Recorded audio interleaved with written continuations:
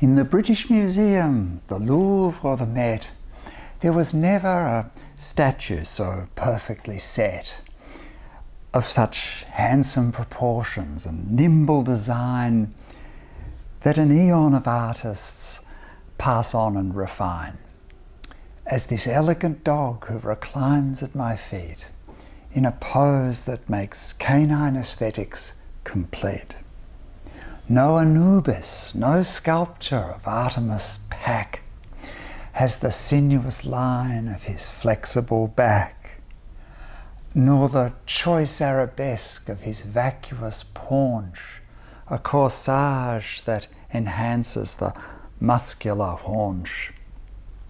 He's a masterpiece, seen from the sinewy shank to the rippling expanse of his rib-heaving flank. In composure alike at a pace or repose, with the grace of a gambol wherever he goes. He is lean but voluminous, bony but stout, from the thinnest of tails to the long pointy snout, which is built for dividing the air as it blows in a streamlined cascade by the spear-headed nose. In the treasures of state long amassed by the crown, with their artwork and jewel, their tiara and gown, there was nothing so regal, so snobbishly fine, as the contour defining his delicate spine, or his minimal head with its beautiful eyes that his slenderness brings to a heart-tugging size. This inveterate aristocrat, sculpted in brawn, by a template that artists would long to have drawn, but have failed to the final degree of perfection in tracing the form to a plastic projection. No gallery anywhere houses such style, nor the inventory archived in history's file, this miraculous, living, iconic display that will never translate into marble or clay, but is there by my side with his heartbeat and gaze that exceeds my poetic intonings of praise. This imperious long dog from history's vault is regrettably born with an obdurate fault. It's the fact that his greatest desire is to eat an inordinate volume of succulent meat. He's a carnivore, shaped by a cruel evolution to live for assuaging his wild constitution, to feast on the flesh of our four-legged friends without any compunction, remorse or amends. Uncontrollable appetite spurs his desire for the gizzards and everything gory and dire, with a lust in his scent and his desperate breath for a bowl that is filled with an animal's death. By what logic am I vegetarian then, when our greyhound devours both the fold and the pen? If I pledge that I'll render no herbivore harm, but our greyhound dispatches all beasts in the farm? Every day at the shop I buy meat in a bag that denies me my true vegetarian tag. And a similar embarrassing shame would apply to the grim ecological doom for the sky, when the carbon production of eating the meat so exceeds what my moderate habits accrete. By what logic am I hypocritically green, when his paw print through eating the meat is obscene? All those savings of petrol by riding my bike are destroyed by the butcher and greyhound alike, as they eat up the earth without even a thought, and they rate my misgivings and scruples at naught. Not enough that he guzzles whatever's in view. He is programmed for shredding my principles too. A consumer of meat, and in spite of my will, I'm a pest to the global environment still.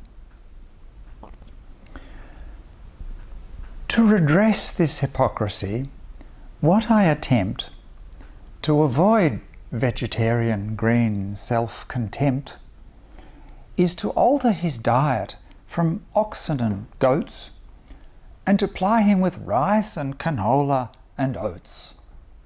He no longer eats pork, neither chicken nor beef.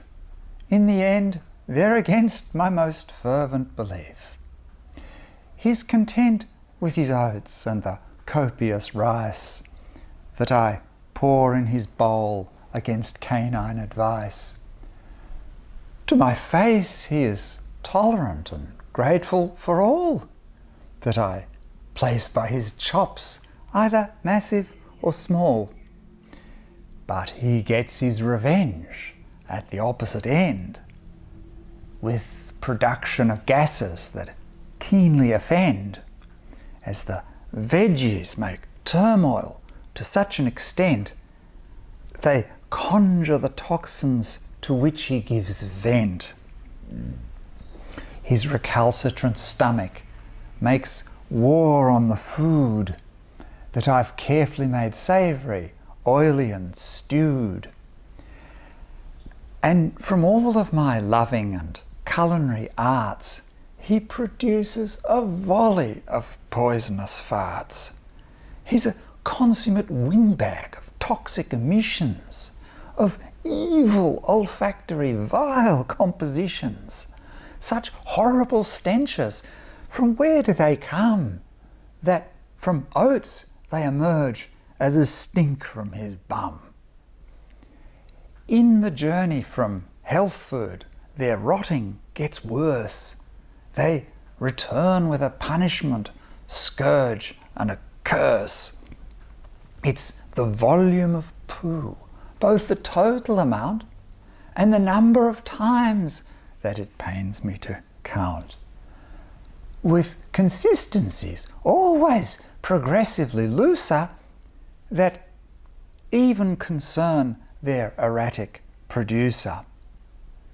I reap the rewards on each walk that we do, where I'm sadly beholden to pick up the poo, which are stools at the start, diarrhea by the end, where the veggies are seen in their composite blend, undigested at times, an unsightly affair that makes every pedestrian grimace and stare, in disgust at the dog, but especially at me, as if somehow his squitter is made for my glee.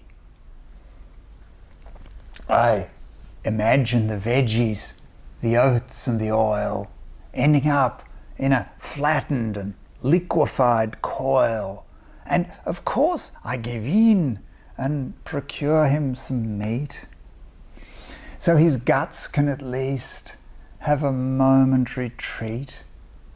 I create an assemblage of offal and fat and divide in amounts that you'd give to a cat. I then bury a morsel in mountains of rice with its garnish of oil to be richer and nice. You can tell with what relish he scoffs to the last and licks over the bowl that contains his repast. There's nothing but scent. It's the smell of the meat. It's a phantom with nothing remaining to eat. So I either consider the beasts and feel sad, or deprive him of meat and feel stingy and bad. I can give him some meat and be sure that he'll thrive, by condemning a beast who's no longer alive? What's the ethical answer? To put him to sleep, so he'll never eat meat for as much as I'll weep? Or continue to keep him in dietary knots, but reproach me with scandals wherever he squats? A dilemma as cruel as his natural ways that we never confront while he snoozes and plays. His regrettable instinct to chase and to kill, that's an intimate part of his make-up and will. A desire so intense that no matter how full, he is drawn by a frenzied carnivorous pull and takes off after creatures like rabbits or cats to dispatch them as vermin like termites or rats. His position makes sense on society's scale, where the noblest and wealthiest ethically fail. His nobility errs to a predatory part with its hunting and real estate, fiefdom and art. And the greyhound, exceeding the rest in the hunt, is the symbol and archetype always in front.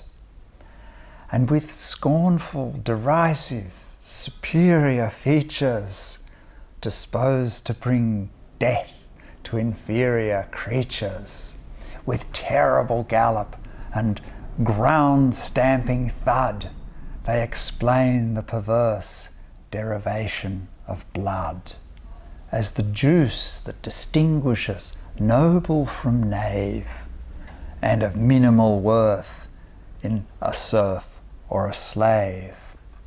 So the blood of the small and the powerless folk is submitted to chains and the lash and the yoke, while the blood of the lofty is pure and exalted by lineage that can't be dismantled or altered, inherited privilege that stays absolute in its bounty of sanctioned inherited loot.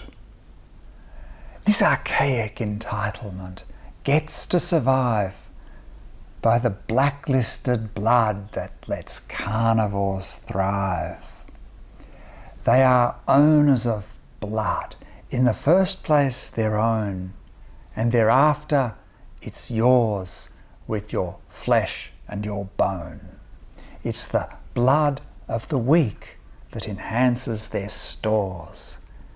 Their possession of blood is the right to own yours.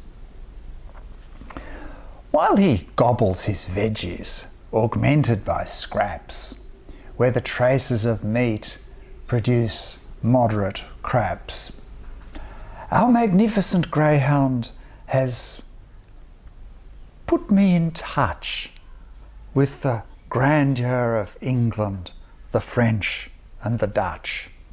This accomplished interpreter, always discreet, diplomatically resting by powerful feet, with Italian finesse, with a nonchalant grace, for a major impression in minimal space.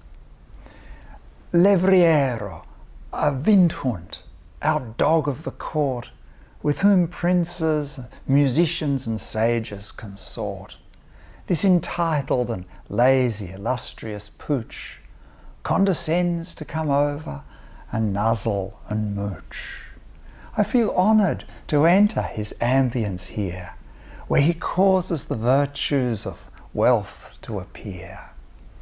He allows me to think that my middle-class fate is to own and preside on a country estate, that the grounds that we manage go up and go down when we live in the house in the middle of town. I can see the estate in my fictional mind, in which all my poetical fortunes are mined, and behold this most indolent greyhound bestows a luxurious fancy of wealth and repose. The illusion is licensed, the figment is real, by the greyhound's prestige and historic appeal. I abide in a villa, a palace with staff, where I live to the fullest and not to the half.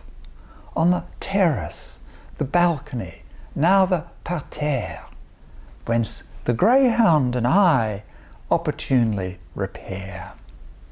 For the seasonal joys of the cool and the heat, in our landscape and garden majestic retreat. How this animal builds such a great belvedere for his master's delusions is strange and unclear. But in spite of his arrogance, some generosity leavens his grandeur and lordly pomposity. Sometimes he loves to draw close, come around, like a tender and thoughtful, agreeable hound. He adores his affection and takes on a lean to be patted in front and behind and between. He is happy to visit me, come to my chair, with a pace that is soulful but still debonair. So he basks in the love and remembers his part as the elegant hero of canines in art, self-possessed and assured and serene and contented, as talented painters have long represented. He's mostly aloof, but at times shares affection, returning your needy desires by reflection. In fact, by his aristocratic and noble traditions, his destiny fell in pathetic transitions. His breed in modernity sank from prestige through a shame by which greyhounds today are besieged. They're identified not with majestic pursuits, but a sport with unglamorous working-class roots. It's the racetrack and gambling, the cage and the track, which have set the prestige of these racing dogs back. For absurd entertainment, the dogs must compete and are culled to exclude the less fearsomely fleet. So unthinkable numbers are dumped, thrown aside, and their natural access to life is denied. Our alacritous greyhound won many a race and was kept at the racetrack for keeping his place. But his life as a pistard in time had expired, and eventually he, like the others, retired. Between cages and meets, among battlers who bet, it's as far from patricians as greyhounds can get, and with filthy mortality nipping their hocks if they underperform by the odds and the clocks. They are part of an industry built upon greed that condemns all the dogs of inferior speed. It delights in the champions like ours, but then turns and rejects even them when their loss-making burns. After 4 of those rigorous years, you came here to a household that gives you another career. It's to furnish a fantasy built from the past, when the status and charm of your image were cast. You're a dog who's a sculpture, a mobile idea, that your beauty and pride make compellingly dear. And from Egypt to Greece, the Renaissance, Baroque, you're a walking exemplar of beautiful stock, like an archetype lodged in the rational mind that directly connects with the soul of mankind. So your bed is a plinth, you're an icon, you're art of an animate genre that's able to fart. From a diet of veggies and minuscule meat to produce an aesthetic that ghosts our conceit.